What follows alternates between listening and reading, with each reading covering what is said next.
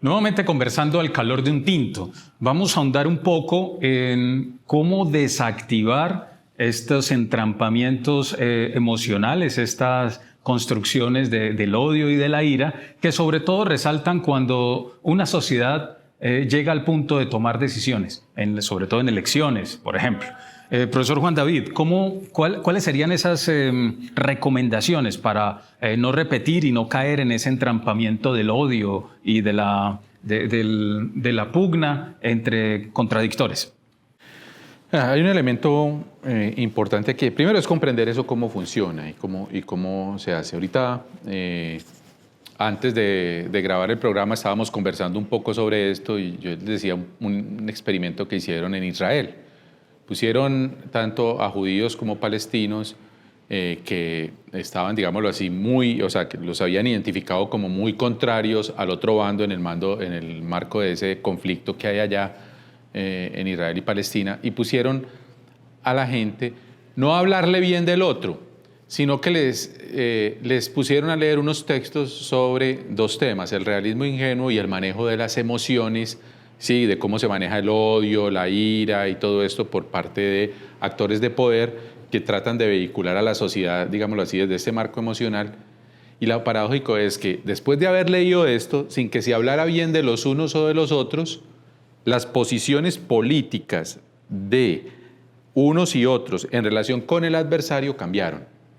En algunos casos significativamente, en otros más levemente, en algunos obviamente no cambió, pero sirvió, o sea, estadísticamente lograron mostrar que el haber comprendido cómo funcionaba el dispositivo emocional y cómo funcionan otros tipos de mecanismos discursivos era importante para que estas personas tuvieran por lo menos otras formas de pensar en relación con el otro. De la misma manera, yo creo que aquí un elemento muy importante y en el cual tenemos que formar, y por eso estamos haciendo este programa, es comprender cómo funciona esto, cómo se utilizan las emociones, cómo te movilizan la ira, la rabia. Y yo pienso que lo primero es que miremos algunos de esos contenidos.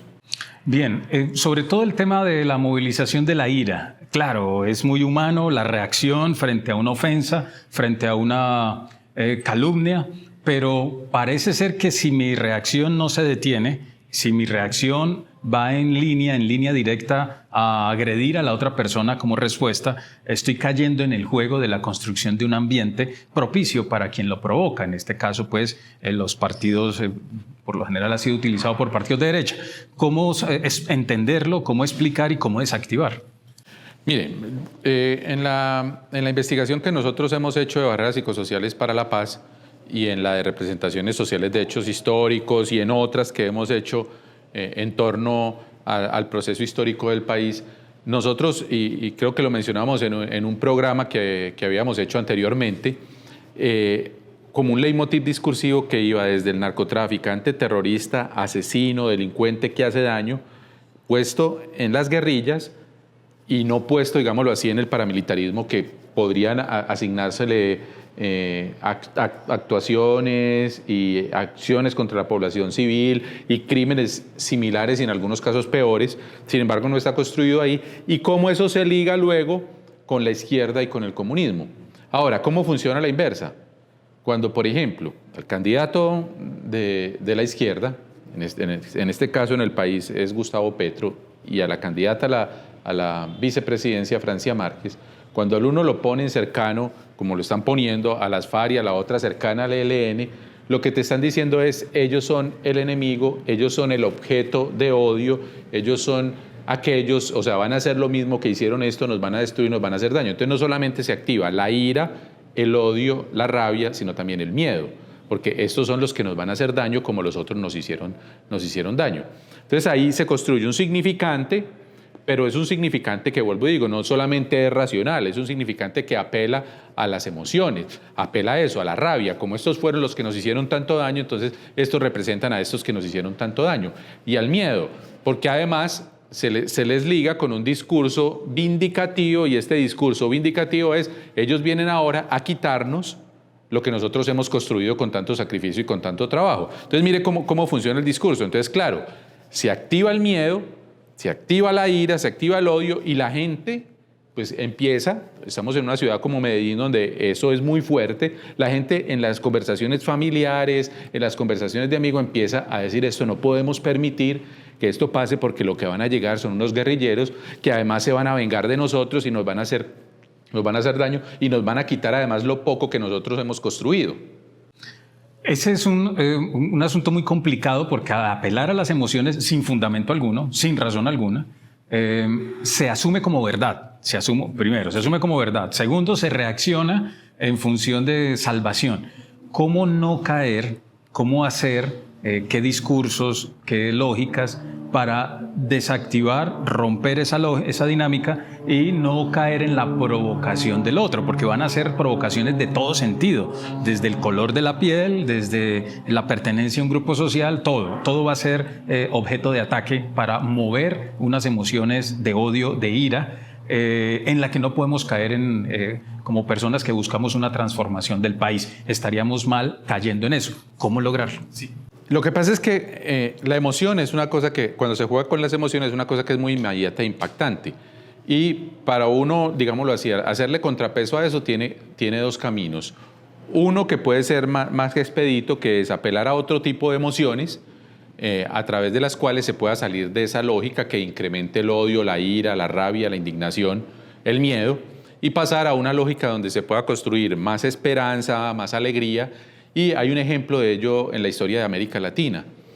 Fue el caso de cómo la campaña en el plebiscito en el cual Augusto Pinochet pretendía prolongarse no sé cuántos años más, si 7 o si 10 en el poder, que lo había abierto su propia constitución. En el año 1989 le preguntan al pueblo chileno si quiere que continúe o que no.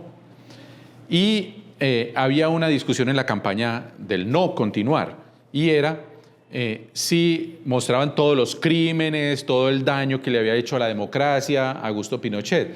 Y vino un publicista que había sido hijo de exiliados y les dijo, hay que enfocar la campaña de otra manera porque eso lo que hace es incrementar precisamente lo que la dictadura, el ambiente de odio, de miedo que se ha creado, y entonces lo que van a pensar muchos es, esto va a generar un caos porque estos van a venir a vengarse, por eso digo, el discurso vindicativo, eso hay que cambiarlo. Y apelaron a la esperanza y la alegría.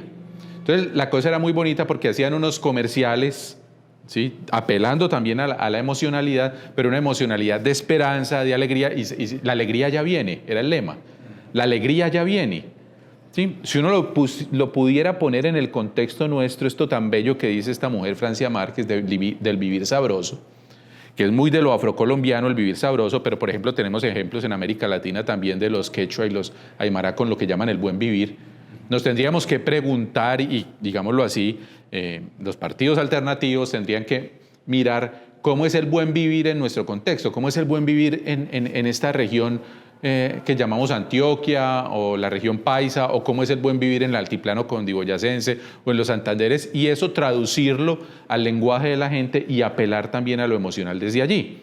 Y eso es efectivo porque no caes en la trampa en el cual el otro te ataca y tú sales con una respuesta a defenderte atacando también al otro. Porque en ese escalamiento, como decíamos en el programa anterior, pues ese escalamiento lo que beneficia es a quien tiene el sartén por el mango, a quien tiene el poder y a quien de una u otra manera ese tipo de ambiente de miedo, de terror, de miedo al cambio, le es útil en la medida en que ofrece al mismo tiempo seguridad, protección, una figura siempre de un gran patriarca que protege, que cuida, y de estabilidad, que eso es lo otro que no mencionábamos en el programa anterior.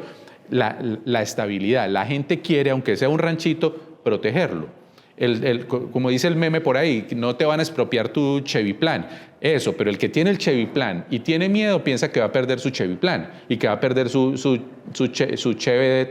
carrito que le costó tantos años y todo esto. Entonces, ese apelar a la estabilidad se puede cambiar ese dispositivo cuando se apela a la alegría, a la esperanza, a otra forma de construir país donde incluso vas a tener más estabilidad, más prosperidad y que tu Cheviplan se va a mantener y tú puedes salir de tu casita y todo esto. Si se apela a eso, creo que en términos de lo emocional es muy positivo, pero tiene que haber también un dispositivo reflexivo, que no sé si tengamos tiempo en este programa para poderlo conversar.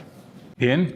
apelar a los argumentos, apelar a la reflexión, pero sobre todo fortalecer un discurso distinto, esperanzador, y no caer en la trampa a la que nos quieren llevar, de caer en esa disputa para crear un ambiente de odio y de confrontación. Hay que salir de esa lógica y hay que apelar a que próximamente podremos vivir sabroso.